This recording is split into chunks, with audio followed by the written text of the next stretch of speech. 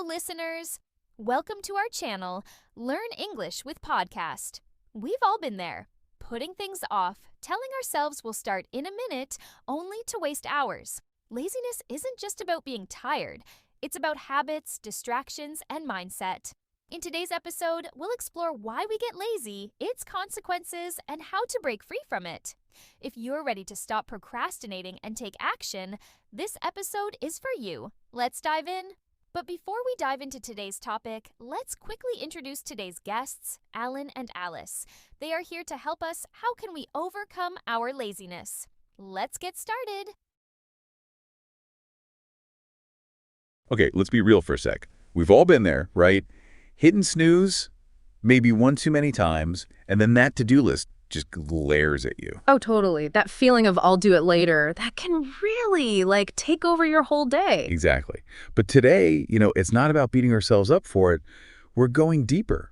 We're reframing this whole idea of laziness. Yeah, because it's not always just about being, a couch potato. Right. It's more about this, avoidance thing. Yeah. Dodging those tasks, those challenges. Yeah. Maybe even, our own potential. Avoiding things that could really help us grow. Exactly. So we'll dig into the why behind that, but more importantly, how do we actually break free? We'll give you some tools for that. And I think what's really interesting here is that, the consequences of all this avoidance, it goes way beyond just a messy room. Oh, for sure. Way beyond a missed deadline.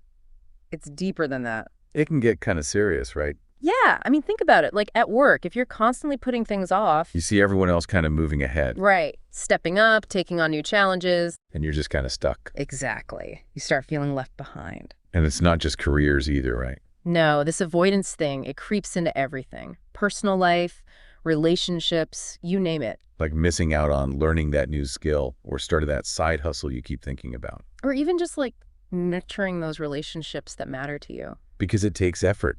And honestly, the health impact can be pretty surprising too, right? Yeah. Both mental and physical. Oh, yeah. Big time. That sedentary lifestyle. Yeah. Weight gain, heart problems, even diabetes. And then on top of that, your energy just plummets. So it's harder to break free. It's a vicious cycle. And don't even get me started on the mental health side, the constant guilt from procrastinating, disappointing ourselves. Yeah, that hits hard.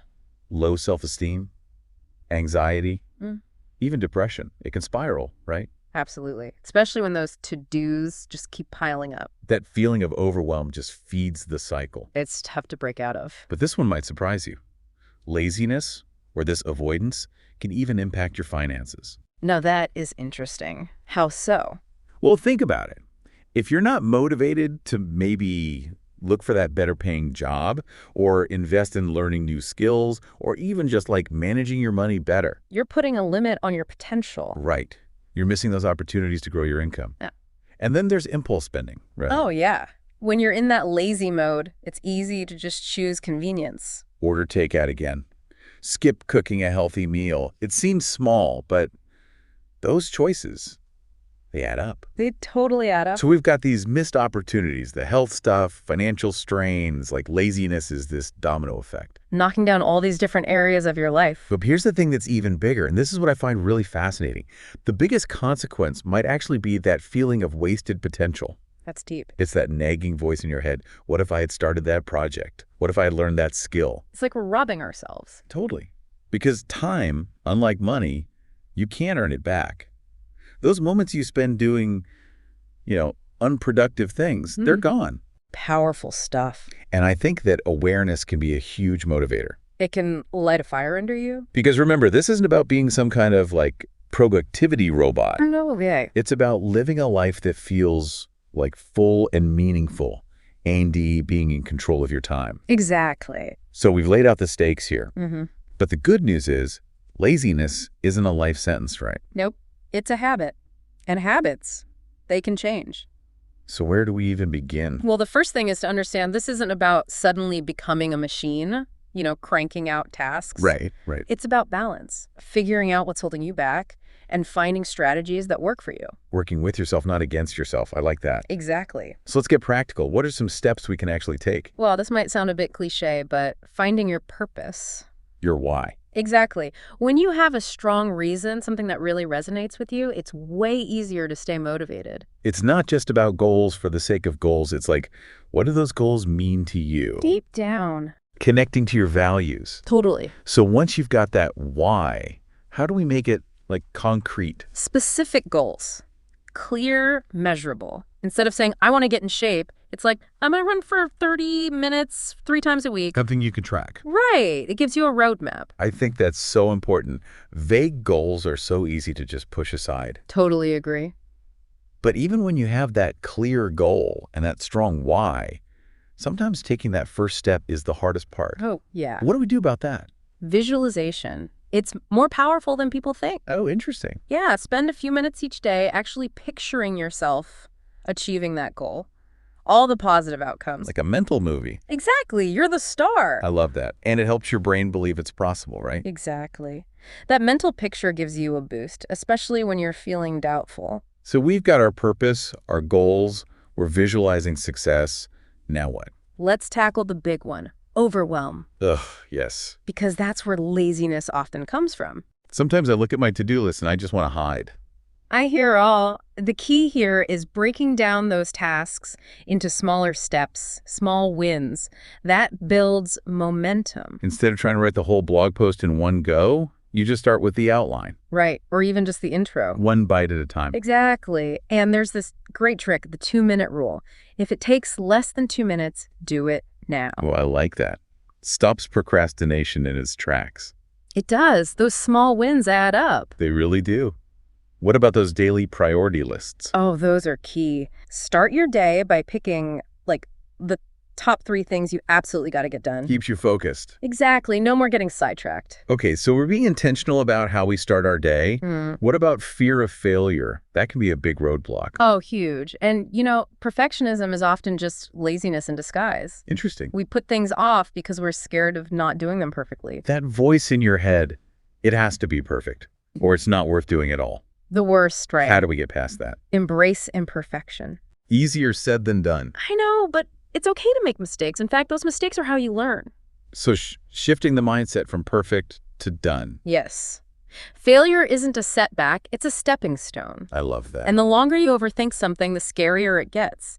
Just set a timer for 5 minutes and dive in. Action, overthinking, this is great. We're making progress. Purpose, goals, visualizing, breaking things down, embracing imperfection.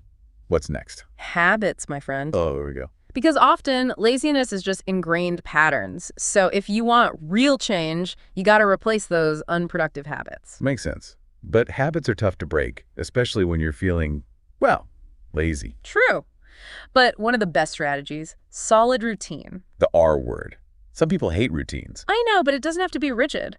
Think of it as a framework for your day. Keeps you on track. Exactly. And I'm a big fan of time blocking. What's that? Assigning specific blocks of time for specific tasks. So instead of random tasks hijacking your day. You're in control. Intentional with your time.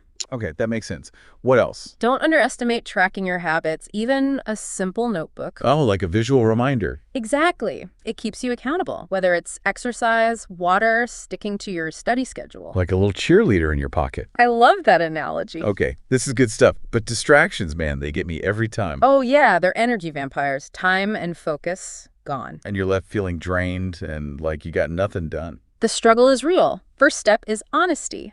What are your biggest time wasters? Phone, .tv. Once you know, you can set boundaries. Being mindful. Exactly. And some practical tips. Limit screen time, maybe set specific slots for social media, app blockers for distracting websites, and create a productive environment. Keep things clean. It's not about deprivation. It's about setting yourself up for success. Exactly. But even with the best strategies, sometimes we just feel, Oh, yeah. Sometimes it's not even procrastination. It's just low energy. You got it. And if you want to conquer laziness, you got to address that energy piece. Okay, so it's not just time management, it's energy management too. Exactly. So how do we boost that energy? Well, first things first, sleep. I know it sounds basic, but So many people skimp on sleep. it's like hitting the reset button. 7 to 9 hours. It makes a huge difference. Huge. And never underestimate exercise. Even a quick walk does wonders. It's like jump-starting your body. Right.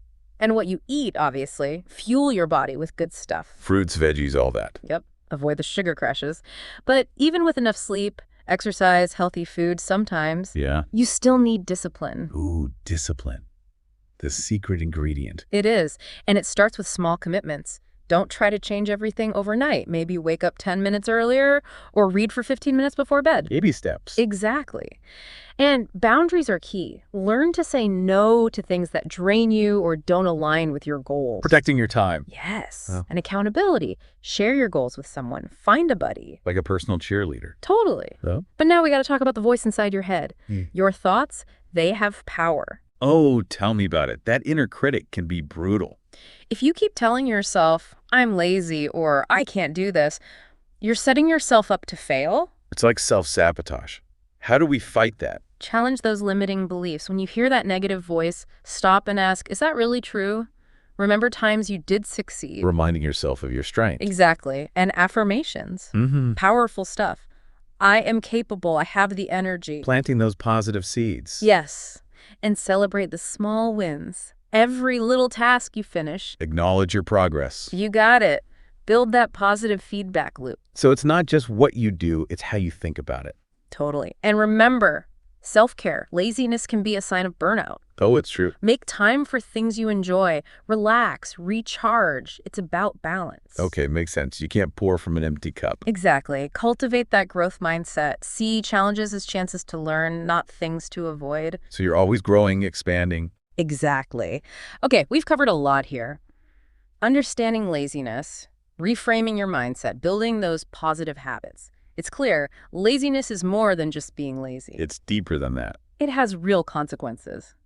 But it's not hopeless. Definitely not. We've got the tools. And in part 2, we're diving into the heart of effective time management. Because conquering laziness is all about using your time wisely. Can't wait to explore that further. Me too. Welcome back. So we spent part 1 really digging into why we might feel lazy, those patterns of avoidance, and some strategies to start shifting that. Right, laying that foundation. But now we're getting to the heart of it, effective time management, because that's a huge piece of this puzzle. Totally. Conquering laziness, it often comes down to using your time wisely. You know, whenever I hear time management, I kind of cringe a little. It makes me think of those like super organized people, color-coded calendars, everything perfectly planned out. Oh yeah, I feel that. It can feel intimidating, like something only certain people can actually do. Right, like you need some special skills or something. But time mastery, it's not about cramming more into your day. No way. It's not about being a robot. It's about being intentional. Making those moments count. And aligning your actions with what actually matters to you, your values and your goals. That's the key. Okay, that makes it feel a lot less scary. Wow. So where do we even start? Well, I think the first step is something we touched on before, really recognizing the value of time. Oh, right. We talked about how it's that non-renewable resource. Yeah. You can't get it back. Once it's gone, it's gone. And unlike money or possessions, you can't earn more of it. Nope. Can't replace it either. So we got to treat it like the precious asset it is. Yeah. What's a good way to actually start doing that? A really practical thing. Track your time. Track it. Yeah. You'd be amazed how much time we spend on stuff that, honestly, doesn't matter that much. Well, I think I'd be terrified to actually track it. Like Yeah. how much time I spend on social media or getting lost in those clickbait articles. Right. It can be eye-opening, but once you're aware, then you can start making better choices. So you're saying awareness is key. Totally. You got to know where your time's going before you can manage it. Okay, so we're tracking our time, becoming aware, and starting to be more deliberate about those choices. Yeah. What's the next step in this whole time mastery thing? Prioritization. Prioritization. That's one of the most powerful weapons against procrastination and overwhelm. Oh, because when you see that huge to-do list, it's easy to just shut down, right? Exactly. But when you prioritize, you focus on what matters. You actually make progress. Okay, that makes sense. Mm-hmm. But how do we actually do that effectively? Like with so many demands on our time, how do you decide what to tackle first? Well, there are a couple of frameworks that I find super helpful. One is the Eisenhower matrix. Eisenhower matrix. Okay, break that down for me. So basically, you divide your tasks into 4 quadrants. Urgent and important. Important but not urgent. Urgent but not important. And not urgent and not important. Okay, so like a grid.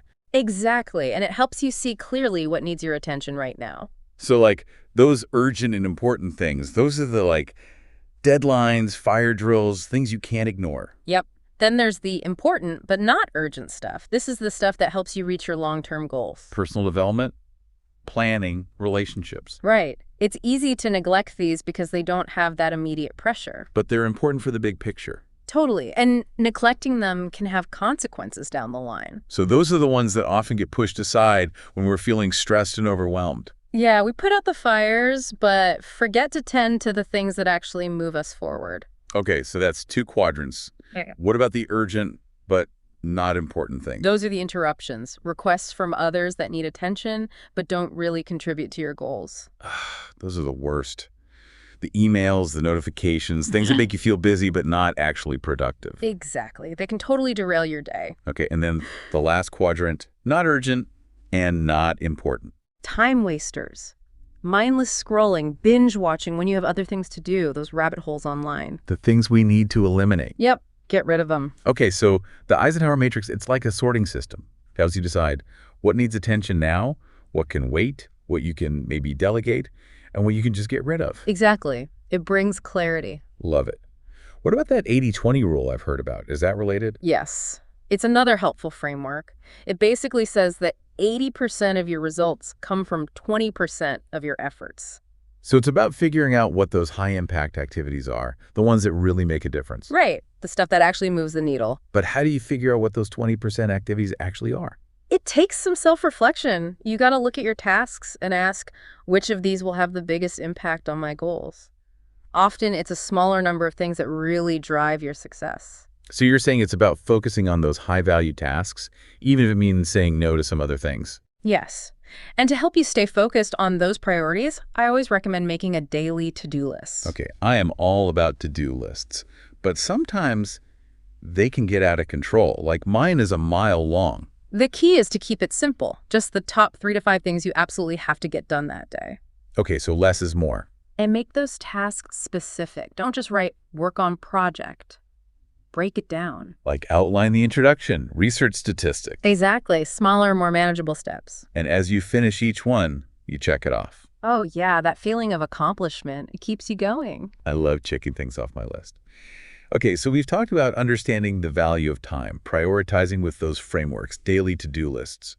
What's next? Time blocking. Time blocking. This is where you actually schedule specific blocks of time in your day for different activities. Oh, interesting. So it's like creating your own personalized timetable. You're dictating when you'll focus on certain things. Right. Instead of letting your day get hijacked by randomness, you're in control. I love that. But, I think a lot of people, myself included, we struggle with sticking to a rigid schedule. It can feel kind of suffocating. Oh, absolutely. Flexibility is key. It's not a prison, it's a framework. A roadmap with some detours allowed. Exactly. And here's a big one. Avoid multitasking. It's so hard. It's like our culture glorifies multitasking. I know, but studies show it actually makes you less efficient. Well, Our brains aren't designed to focus on multiple things effectively at the same time. so we're not actually superheroes. Nope. And time blocking helps because you're dedicating a block of time to one thing. Full focus. Quality over quantity. Exactly. And this might sound counterintuitive, but schedule breaks. Wait, you're telling me to schedule a break? Yeah, they actually boost productivity. Your brain needs those moments to recharge. It's like hitting the reset button. Exactly. So build those breaks into your schedule. Get up, move around, go for a walk, meditate, listen to music, whatever helps you relax. Okay, so we're scheduling work, breaks, those high priority tasks. What else should we think about when we're doing this time blocking thing? Don't forget to schedule in fun. Oh, yes, Reading, hobbies, spending time with people you love, just relaxing. because those things matter. They totally do. It's all about balance. And remember, this is your schedule, so personalize it, experiment, see what works for you. Okay, so priorities, to-do lists, time blocks with those breaks, and even some fun stuff built in. What's next in this whole battle against time wasting? Now we got to face those sneaky time wasters that are always lurking, ready to sabotage our best efforts. Ugh, those time wasters, I know them well. But where do we even start? Well, I think we got to start by calling out the elephant in the room, or maybe the phone in our pocket. Social media. Oh, yeah. It's designed to be addictive. And before you know it, hours gone, just scrolling, watching videos, getting lost in those comment threads. It's true. Those platforms are like masters of keeping us hooked. So how do we break free? Well, first you got to admit it's a problem. Awareness again. Right. Be honest about how much time you're actually spending on there. Track it. There are apps for that, They can even help you set limits. Okay, so track it, set some boundaries. What else? Be intentional. Decide how much time you're willing to spend each day and then stick to it. Easier said than done, right? It takes practice, and those app blockers can be helpful. Like, literally block yourself from those sites during certain times. Ooh, I like that. Put those tempting apps in timeout. Exactly. And speaking of timeout, let's talk about mindless entertainment. Oh, yeah. PV, video games, all that. I'm not saying you should never do those things, but be mindful. Because it's easy to get sucked in, especially when you're stressed or tired. Totally. But instead of just zoning out, choose things you genuinely enjoy and set limits. So be intentional about your entertainment. Don't let it control you. Right. Now, this might sound kind of random, but declutter. Declutter, like my house. Your house, your workspace, even your computer. A messy environment, it just adds to that feeling of overwhelm. It's true. When my desk is a disaster, I can't focus. Exactly. So clear it off, organize those files, unsubscribe from those emails you never read. A tidy space, it helps your mind be tidy too. Okay, I'm going to try that. So declutter, be mindful of those time wasters. What else? This one can be tough for some people, but delegation and outsourcing. Ooh, delegation.